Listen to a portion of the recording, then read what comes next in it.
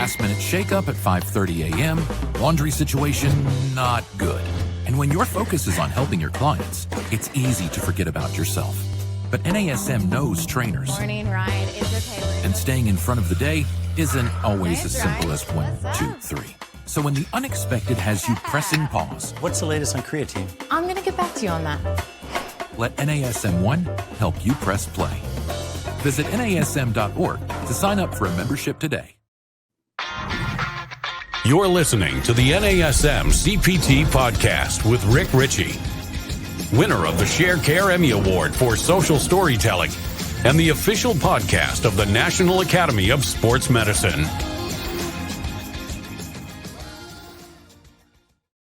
Hey, y'all, and welcome to the NASM CPT Podcast. My name is Richey, and today I have a friend of the pod on the show. He's such a friend of this podcast that I like to refer to him as the Steve Martin to SNL. Steve Martin has famously been the host more than any other host. In fact, most people think that Steve Martin was a SNL cast member, and he was not, and neither is this guy.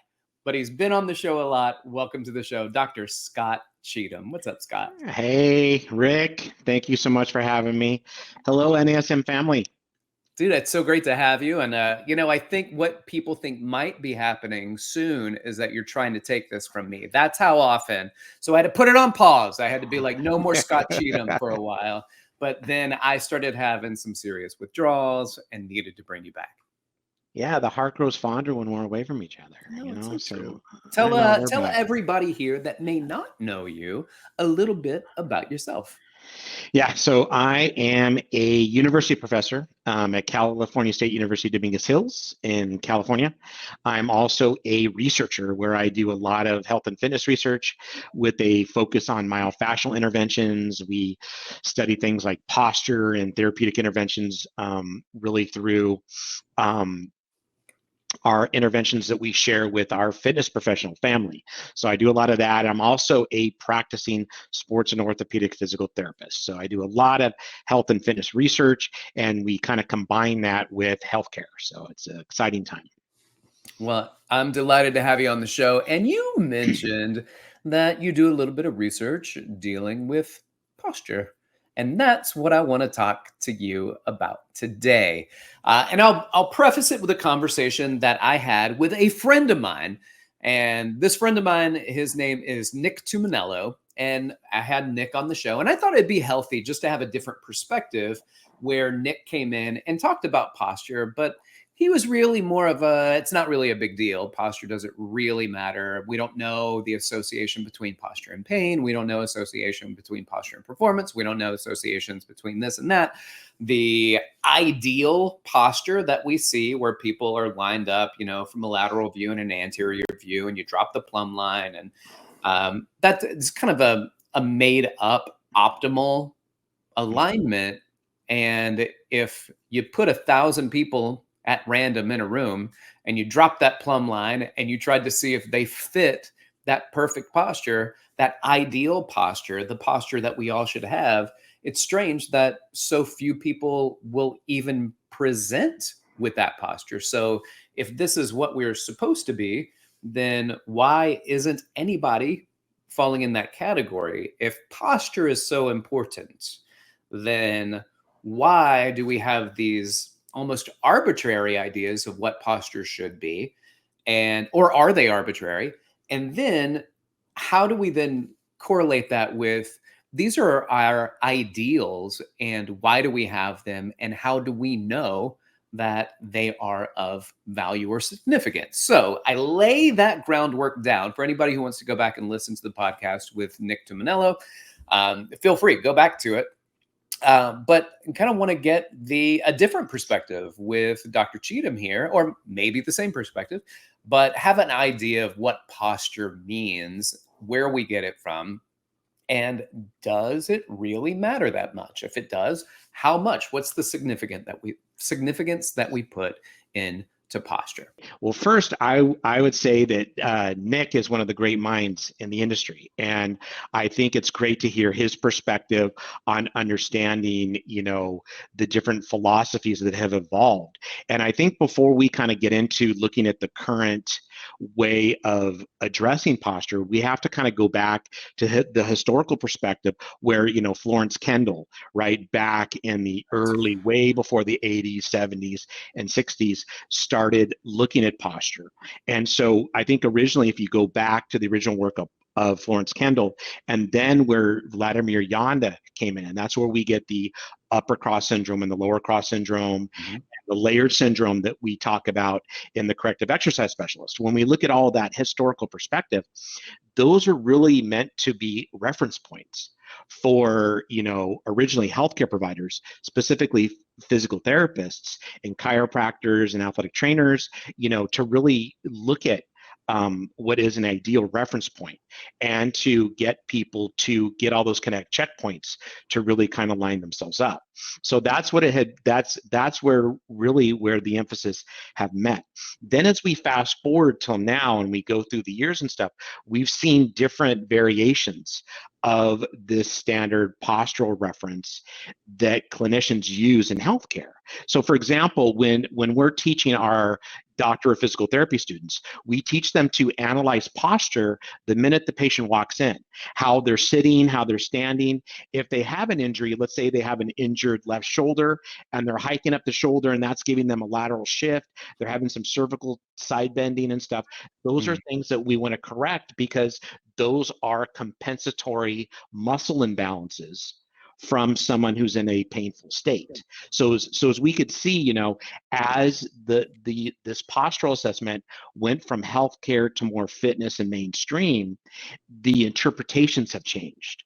And I think that that's an important aspect to kind of consider. So when we look across the board and we look at everyone's different postures, most people assume hundreds of postures throughout the day. And so the question is that posture leading to some type of musculoskeletal impairment? That's the key thing, where in my perspective of this whole thing is I look at posture as just as one tool in my toolbox in my orthopedic assessment. And I look at it as, okay, if I appreciate that posture is primarily isometric, right? Muscle contractions. And that's driven by, in my opinion, the central nervous system and mechanoreceptors positioning our body in isometric co-contractions when we're working on the computer, when we're watching TV, when we're doing different motions. If I put them in motion through my movement-based testing or other type of specialized testing, will I see any correlation with some type of postural deviation?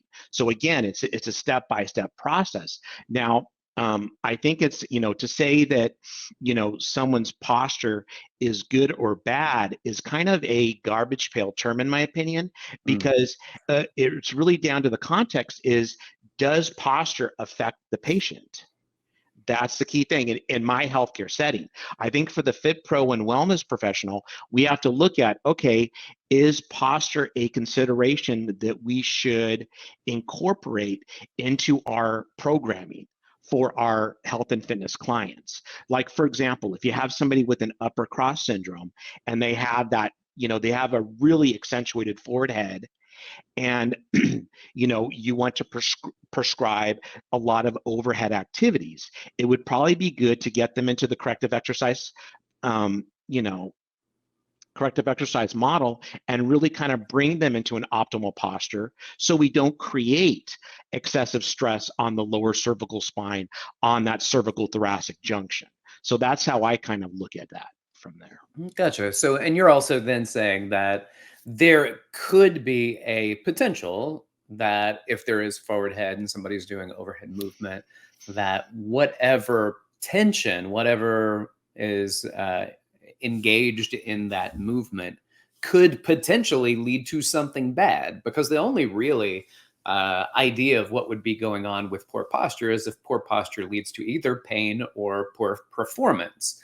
So we're looking at the position of the body as being an idea of what could potentially lead to pain, or what could potentially lead to a lesser performance outcome?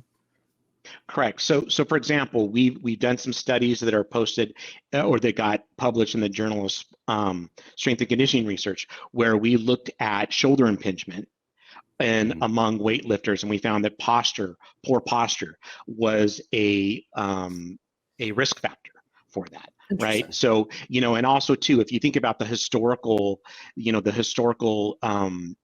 growth of our performance in the gym, we typically don't do behind the neck lat pull downs anymore. We always do it in front with the good posture, correct? So yeah, so we're seeing these different things, these different nuggets. So I think posture it's a broad category that's very context specific, because a lot of the patients I see are assuming these static postures for 8 to 10 hours a day because they're attorneys, they're corporate individuals, and they're having this kind of tech neck. They're always working on their technology devices, and that posture tends to be related to some type of upper quarter, cervical, or shoulder pain. So that's where I'm seeing this in my practice. Also, too, I think that these repetitive, prolonged postures eventually change the sensory information to the brain, because I think really our posture is driven by proprioception. It's driven by mechanoreceptors telling us where we're at. So a lot of my patients that come in to see me, they're very active and stuff, but when they have the bad posture, their body seems to tell them that it's normal. So I have to really correct them with a lot of strategies to get them to feel that a neutral posture is normal, because obviously that if you have that upper cardiac checkpoint normal, you're creating space in the subacromial, the subacromial space, you're creating more space in there. You're also creating more optimal link tension relationships. So there's a lot that comes along with correcting posture, but a lot of my patients proprioceptively feel that this is normal. So it's really interesting, and and it's not until their neck starts to ache that they cognitively appreciate their poor posture, because they're too busy doing higher level central nervous system functions, like being an accountant or being a lawyer. Stuff. Gotcha. So you had mentioned the initial kind of postures that we have with Yanda and Kendall, and we're familiar with these, or we should be, because we still cite them in the textbook. Do you find, or have you found, are you familiar with any research? Because this is, Yanda wasn't researched. Like there was no research. It was an idea. Has there been any research that has come out that shows correlation with upper cross, lower cross, that allows physical therapists, athletic trainers, personal trainers, massage therapists, any people working with and around the concept of posture? Has that progressed any? Do we still put it in our textbook because of antiquity's sake, or are we putting it in there because it still has it's been shown to be a valid construct? I think that's a great question, because the body of research ever since Kendall, right, back in the the 40s and 50s, and kind of moving all through Yanda, because Yanda was Kendall's student, and so working on all these postures and understanding it today, there is two different buckets of research I think that the fitness pro needs to understand. When we look at, and we'll start with the current classifications of like Tech's neck or Tech neck. Now it's more TECH neck because we're using all tech devices. That term was actually coined in 2008 by a chiropractor. It's interesting. And so if you look at the body of Tech neck research, there is a lot of studies that found no correlation between posture and neck pain. Okay, looking at tech neck specifically. But you have to go back and realize that there's a huge other bucket of research that has looked at specifically the forward head posture in the upper cross syndrome. They also look at cranial cervical angle. Okay, so there's a whole body of research besides the tech neck research that has found correlations between the forward head and neck pain. They've looked at computer use. They've looked at also tech devices and stuff. So when you go to PubMed, like any of these databases, you have to look at TexNeck as its own body of literature, and then the existing body that's been around for much longer, which is the forward head or the different angles, which produce a whole other body of evidence. So the strongest evidence supporting the Yonda cross syndromes that we use throughout the NASM curriculums is going to be in the forward head body of evidence, and there is current evidence that has linked that. When you look at the TechNeck stuff and you really get into the studies, the methodology, and you start looking at the sample size and the generalizability, there is some flaws in that research because they're looking at TechNeck as people specifically on tech devices. They're not looking at other situations like someone who's on the computer for a long time, someone who's at the desk working and all that. So there's different context. And so the TechNeck is really going to be with your college students. You're really going to see some age demographics that's much better. So there is a diversity in the research, but I believe personally as a researcher that the evidence is strong enough that we do have to incorporate it as professionals into our practice. And plus, most of the time when we read research, we're like, that's great, but we really work on N equals 1, the patient or the client in front of us. You agree with that? And I don't know about yourself, when I'm working with clients either for fitness, strength and conditioning, or physical therapy, I'm always making sure that they have proper alignment. I'm always using the kinetic checkpoints, and the client loves it. So why not incorporate some posture in it? And I think Nick is right with what he was alluding to was that, yeah, everyone has different postures throughout the day, but we know, for example, like, if we're looking at the knees, at that valgus collapse with the knees, if someone has that, we know that that's a high risk for ACL stress and a potential injury. So I think we have to look at posture as a whole in different contexts. Let me ask you about that since you brought it up. We do see where athletes, especially athletes who do a lot of running and cutting, that they tend to have thicker ACLs. So if there's an indication that when it's stressed, it responds to a stress by becoming more fortuitous, a little stronger. Then we watch people and we say, okay, well, let's not let the knees bow in. And trust me, I mean, I'm kind of falling. I'm asking questions that I'm not sure I believe, right? So I'm like, hey, just want you to know, I don't really think this, but there's research out there that can show different ACL sizes for people who challenge what goes on at their knees more. Now that gives some people, they take license with that to be like, okay, well, if that's the case, then let's do loaded squats in a valgus position, and maybe it'll pull on the ACL, but as long as we're not hurting the ACL, we might actually be helping to strengthen it. What is your idea or your thought behind that? Well, I don't know. Do we have enough time? Well, ACL connects bone to bone, right? And we understand that most of the ACL injuries in our field sports or our team sports are very ballistic and fast in nature. So if the force across the knee is too high for that ligament, the ligament is going to get injured. So we're looking at really a high velocity, high training. So when you have athletes who might be doing their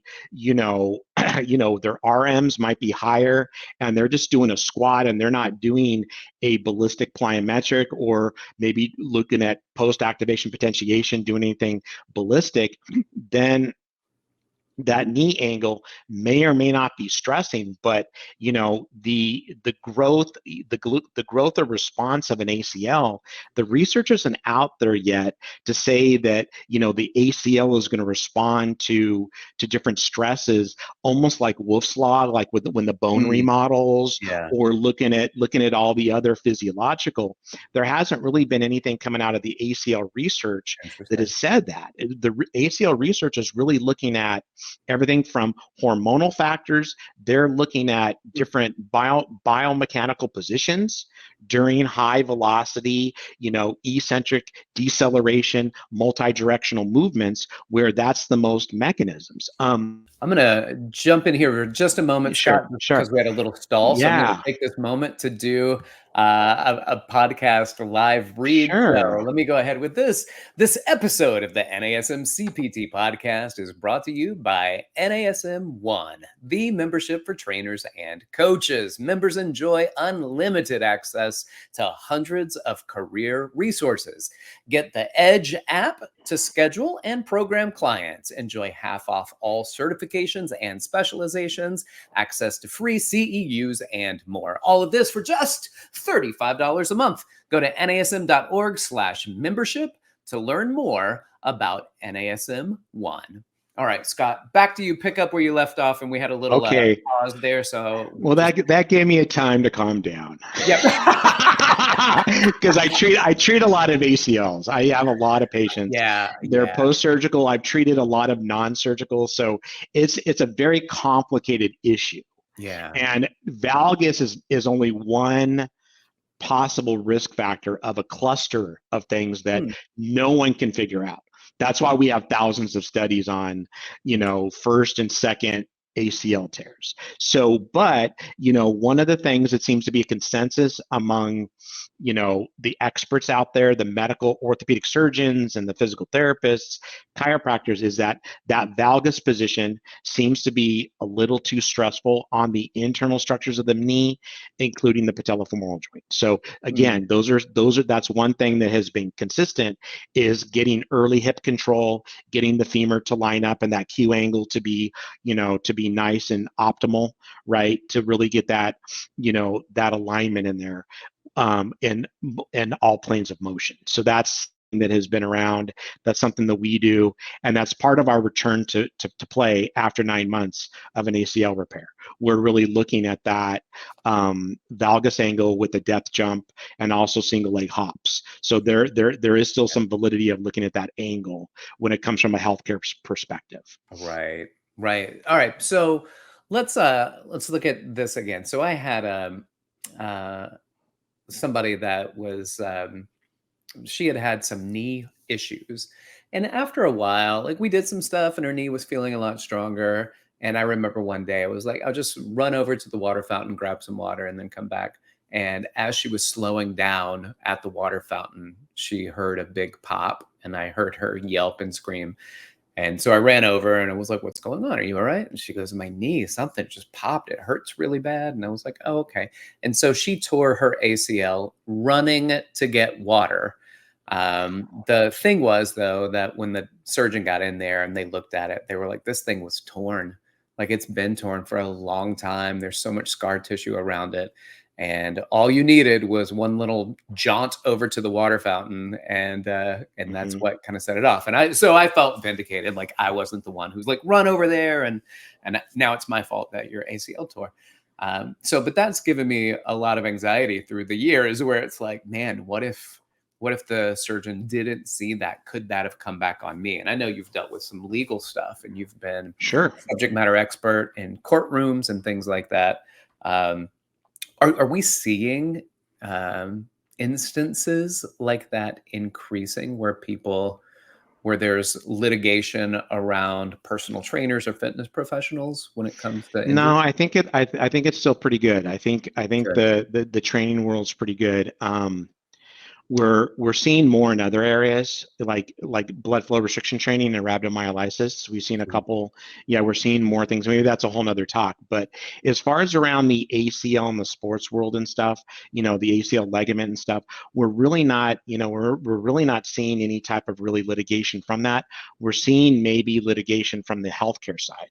Looking at return to play, looking at the surgery, the failed surgeries and stuff like that. So there's a whole other world that the Fit Pro may or may not know, that, it takes 9 months to get somebody back to just the field. And a lot of the experts are telling us to wait 9 months, because the ACL, the new one that they kind of bolted back in, needs to repair itself. And also what's called ligamentization. that occurs, around that 9 to 10 month period. So it takes a good full year now, and they're waiting a little bit longer for that to get stronger, because the re-injury rates drop like Oh, good. a huge percentage if you wait a little bit longer. So we're seeing some litigation there when it comes to the healthcare side of the rehabilitation. But I think by the time they get to the gym and the fitness professional, which will be your standard kind of setting, by that time they should be good to go on that. So I'm not seeing anything in my world here in California, because we do have a lot of gyms out here, right? A lot of gyms. If it's seen anywhere, it'll be seen in California. Yeah, exactly.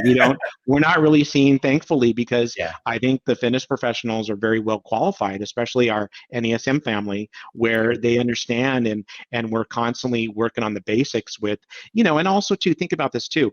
Even if you're having that valgus collapse, think about the MCL, think about the medial meniscus. There's other things in there that, people don't really realize. It's not just simply the ACL.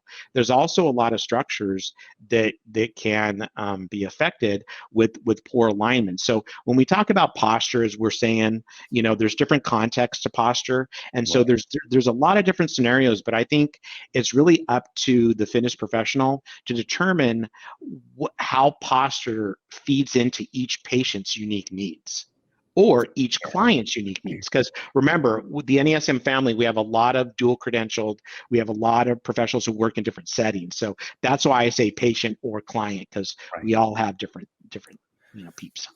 So I'll say this.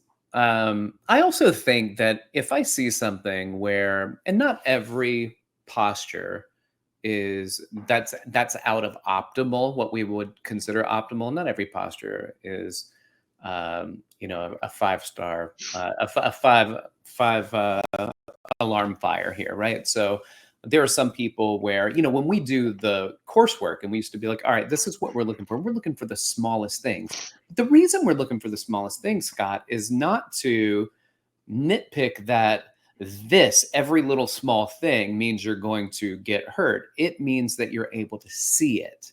It is almost a refinement in practice of being able to see the arch collapse, the foot turns out slightly, one knee wiggles and the other one doesn't. And I don't look at that and say, don't squat. That's not what we're doing. We're identifying movement, and it can tell you something, but we need to know what that can tell us. If a foot, one side everts and the other one doesn't evert, if one knee wiggles and the other one doesn't, if one is valgus, the other one isn't, if one shoulder's higher, the other one isn't. There is an imbalance there. That's not necessarily, these small things aren't going to be like, okay, no loaded exercises for you. I know you came here for a workout, but no, we don't work out. We are going to address your 1 foot everting a little bit. And I think that that's a disservice to the people who are coming to see us, but it doesn't mean that we don't address it or that we don't try to understand it.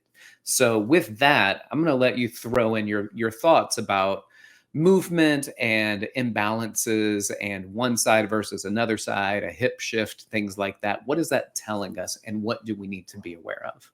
All right. Well, I think there's some validity on keeping, static and dynamic posture is part of our general assessment. And like you said, Rick, identifying those kinetic checkpoints where there might be some deviations. And, and I get that all the time where, I'm correcting people's posture. And a lot of times if I'm having a client, let's say just do a simple bilateral bicep curl, and they start rounding their shoulders, I'm going to cue them and say, okay, chin tucked in, get your shoulder blades back, get that kinetic checkpoint lined up. Now that's a better link tension for the biceps. And so I'm going to correct them just as we go. So I kind of look at posture as part of my correctives throughout the journey that the client or the patient is going through with me. I don't always look at that. So I think Nick definitely has, I didn't hear all of his podcast. I heard a little bit, but I think he has some good ideas that, people are assuming postures all the time, but we're just kind of using posture as a reference point for us. There you go. And and even when I'm on the computer doing all my research or grading papers and stuff, I'm like this at the end of the night. Yeah. We all are, and if I'm watching Netflix and I'm binging, I'm 3 seasons through The Sopranos right now, going back, Nice.